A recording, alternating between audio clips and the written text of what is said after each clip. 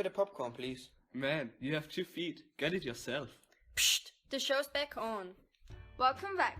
Before the commercial break, we promised to take a closer look at some of the funniest laws which have ever been considered or even passed by the European Union. As we couldn't decide on our favorite, we want to present you our top 2. Let's see what you think of them. The first law is about cucumbers. In 1988, EU politicians were busy discussing whether cucumbers needed to be straight or bent. They decided that class 1 cucumbers must be, quote, reasonably well shaped and vertically straight with a maximum height of the arc of 10 mm by 10 cm of the length of cucumber. Sounds simple, right? They passed this law so that all cucumbers would be similar to traders, consumers and processors in Europe. In 2009 though, the law was reformed, which means that cucumbers nowadays are, quote, products no longer covered by specific standards. In other words, cucumbers are now free to grow the way they want. Lucky them. The second law that made it into our top 2 is all about olive oil and eating out in restaurants. 2 things most of us would enjoy and not really worry about. Well, not so much EU officials.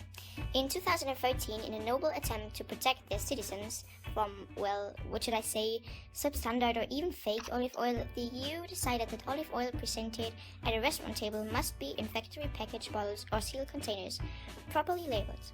No more evil, unlabeled, refillable glass jugs, bottles or dipping bowls.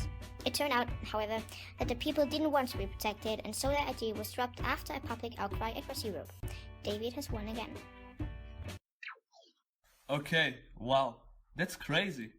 Yeah, instead of making laws about cucumbers, the EU should focus on the more pressing issues right now. You're right. Think of the refugees. Their integration is a real problem. True, this would be so important, but I don't seem to have a clue. And we have even more serious problems in Europe. What do you mean? Well, terrorism, for example. But there is also Brexit and who knows, maybe even Grexit. So you think more countries might leave the EU? I don't know. I hope not, especially not in times like these. You mean when the world seems to be getting more and more extreme and divided? Yes.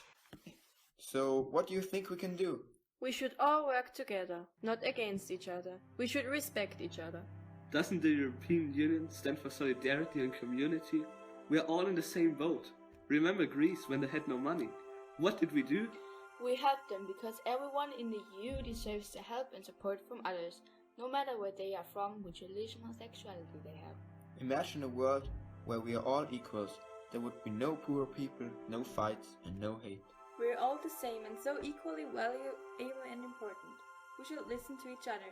The smaller countries should also be heard, just as the big ones, and not be ignored just because they're small. We, as teenagers, want to be free, to make our own choices. We still want to be able to study in any European country in the future, because only when you experience new cultures, you can appreciate the beauty of your home. We, as teenagers, don't want politicians to tell lies and spread fear. Remember what happened in Sweden? We want them to be role models who keep their promises. We want to trust each other. That's what's important for a strong European Union. That's what's important for us, because we are the future!